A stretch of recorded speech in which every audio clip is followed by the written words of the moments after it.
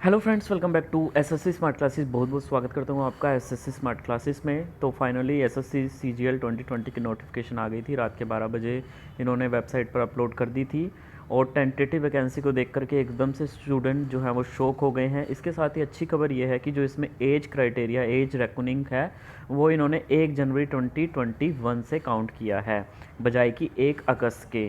क्योंकि जैसा कि वो हमेशा होता है कि जो टीयर 2 है वो आपका दूसरे उसमें चला जाएगा, दूसरे फेज़ में चला जाएगा। इस वजह से वो एज क्राइटेरिया 1 अगस्त लग रहा था, लेकिन वही पैंडमिक सिचुएशन थी कोरोना की वजह से, तो इन्होंने वो जो डिसीजन है वो पहले ले लिया, 1 जनवरी का काउंट किया है।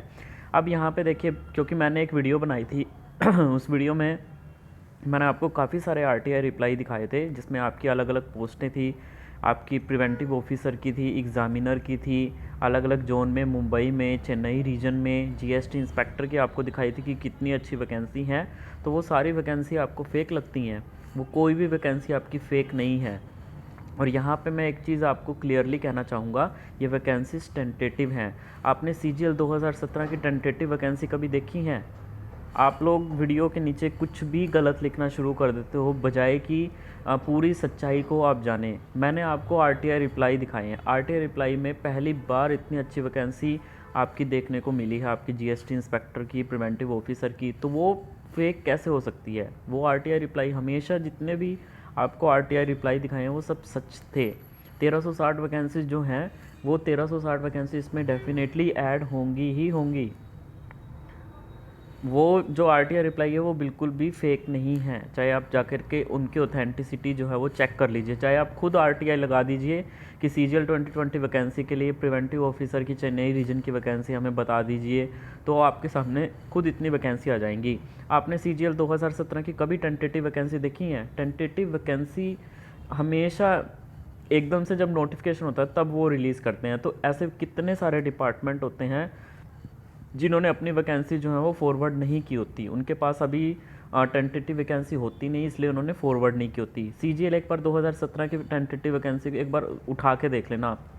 यहाँ पे देखिए, सीजीएल 2017 की जब नोटिफिकेशन आई थी ना, तो टेंटेटिव वैकेंसी थी 3805।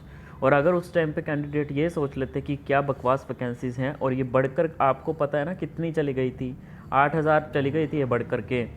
क्योंकि जब भी टेंटेटिव वैकेंसी निकाली जाती हैं तो ऐसे बहुत से डिपार्टमेंट ऐसे होते हैं जो वैकेंसीज उस टाइम पर रिपोर्ट नहीं करते हैं।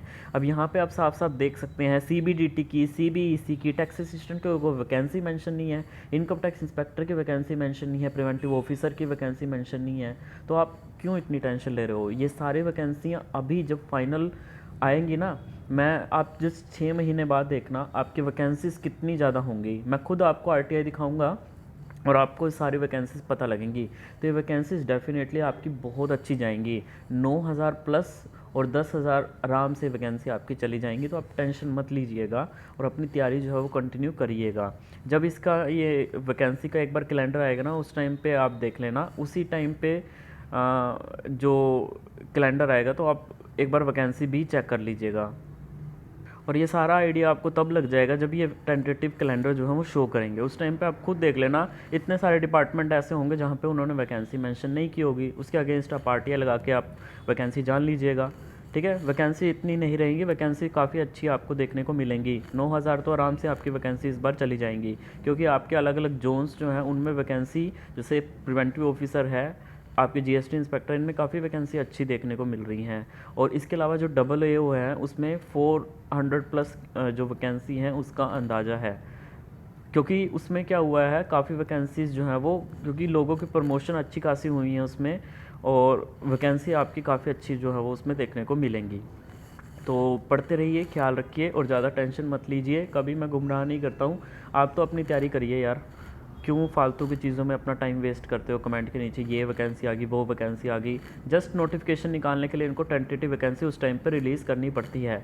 आप चाहे बैंकिंग सेक्टर में भी देख लीजिए, जब आईबीपीएस क्लर्क की नोटिफिकेशन आई थी तो उस टाइम पे वैकेंसीज कितनी कम थी, लेकिन उसके बाद जो 4 बड़े बैंक थे उन्होंने वैकेंसी शो उस टाइम पे नहीं दी थी, क्योंकि उनके पास उस टाइम पे वैकेंसीज़ की लिस्ट नहीं थी अलग अलग डिपार्टमेंट से, जोन से। बाद में उनकी वो वैकेंसीज थी 2 से 2500 3000 और जुड़ गई और वैकेंसीज काफ़ी पुरानी जितनी ही चली गई।